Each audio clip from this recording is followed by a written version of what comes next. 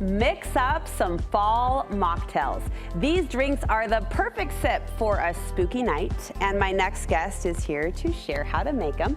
Echo Blickenstaff, her agent would love her. Echo Blickenstaff from My Favorite Family Recipes is joining me in the kitchen to share 2 drinks to toast to the season. It's great to meet you, great to have you. Thank you for having me today. Listen, I drink my calories in the form of Coca-Cola most days, but today is going to be elevated to this full fall flavor spread. You've had some fun with these drinks. Yes, really a lot of fun. These are my favorite drinks for fall. Okay, the first one, I was thinking it's so fun that Harry Potter has sort of become this like unofficial mascot of Halloween. Yes. But everyone knows butterbeer from the pages of the Harry Potter series. You say we can make this at home. You can, and we actually got this recipe. We went to the Wizarding World of Harry Potter at Universal Studios, tried their butterbeer, and went home and tried and tried and tried lots of times to get it just right, and I think we nailed it. You're my favorite kind of foodie that will go to, you know, the theme park or a restaurant and just like think about it until you know that you have the palate in your brain and can make it. How do we make it? So it's a really simple recipe. So it's great for Halloween parties and school parties and everything, but we start with, this is cream soda. Okay. And you just pour it in a pitcher. And then you just enhance the butter and caramel flavor in it just a little bit with some extracts. So regular cream just soda. Takes a little tiny, yep. And what's that? This is caramel extract and butter extract. Caramel and butter.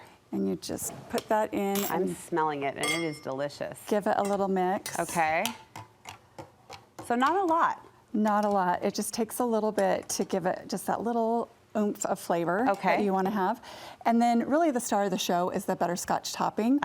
And we start with, I like to always use real heavy whipping cream. Yes, ma'am. And then we add some butterscotch, just ice cream topping. Oh, to the whipping cream? To the whipping cream. Not just a drizzle on top, but actually you're going to mix it in. Yes, and just wait, it tastes so good. And a little bit of powdered sugar. Okay. And we're going to blend that up. I would think that would weigh down the cream, but no, it stays nice and fluffy. No, it does. It stays good. As long as you whip your cream ahead of time and get the nice soft peaks that form. Okay, do that before you add the sundae syrup? Yes.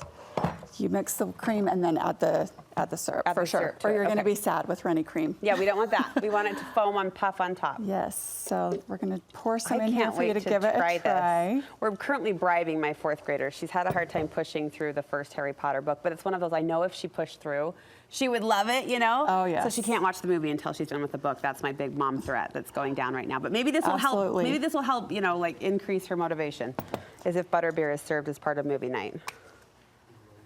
Absolutely. And just a little cream. Beautiful. Drizzle on top. I'm surprised how simple that is. I sure do. You got to get some of the cream in the straw. Okay. So good. Yes, and does taste just like the Harry Potter Wizarding World. Cheers to that. Delicious. Delicious. All right, drink number 2. I'm so giddy because I just said to my kids over the weekend, we got to get the Starbucks pumpkin steamer, the steamed pumpkin milk that I love. We can make this at home too. Yes. Yes, so this is actually a pretty easy recipe as well. You just start out with some milk. Okay. And then you add heavy cream to give it that nice creamy flavor. I sense a pattern. And then we use real pumpkin in ours. Real pumpkin. It's so much better. I've tried it with pumpkin spice, and when you use like the pumpkin spice syrup, you want to use real pumpkin. It gives it like a richer flavor, and it just tastes more natural. I was going to ask if it's a texture thing or a flavor thing. It sounds like a flavor thing. Yeah. Okay. Flavor thing. What was that? That was brown sugar. I'm taking notes. Okay. Pumpkin pie spice. And then some sweetened condensed milk. Oh yes, this is getting fun and sweet and creamy. Add this to it. And then just a little bit of vanilla. Okay. And the key to this is blending it in the blender. It gives it like that really frothy texture. So don't try to just whisk it on the stove as you heat it. No, we want it in the blender before you put it on the stove. Just gonna blend it for just a second. Yeah. And is it subtle? Is it as subtle as the Starbucks flavor? I'll let you taste it. I think it's a little bit stronger with the pumpkin, and I like it that way. Yeah, I don't think that's a bad thing. So we'll just pour this in this pot and heat it up. But what I like to do, this is a really fun drink for parties during Halloween.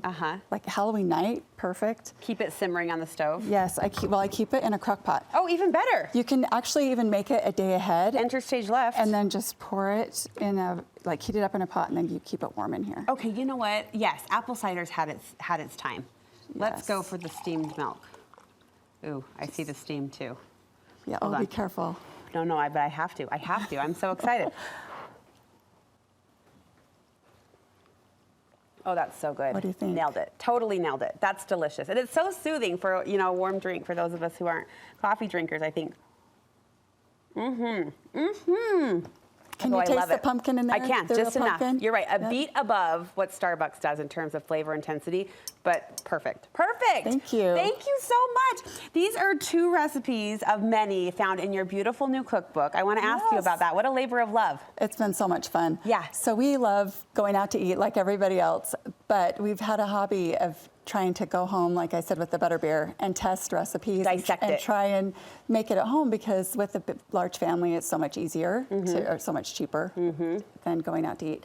So we've compiled our most requested copycat recipes in our cookbook, and we've been working on this for years, so we're very excited. Everyone compares it to like having a baby. Like you've just been working on it and working on it. It's finally here. It's a beautiful book. It's big. You packed a lot in there. Yes, we did. How can people get a copy?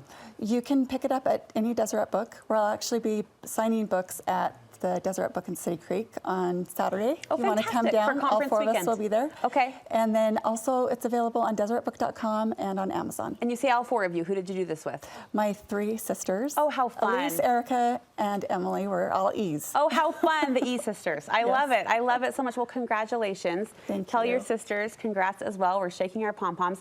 Book signing on Saturday at Deseret Book, City Creek. City Creek, okay, for conference weekend. And what a great fall cookbook to invest in, or even a giftable to look ahead to the gifting season. So thank you so much. I can't wait to make these with my family.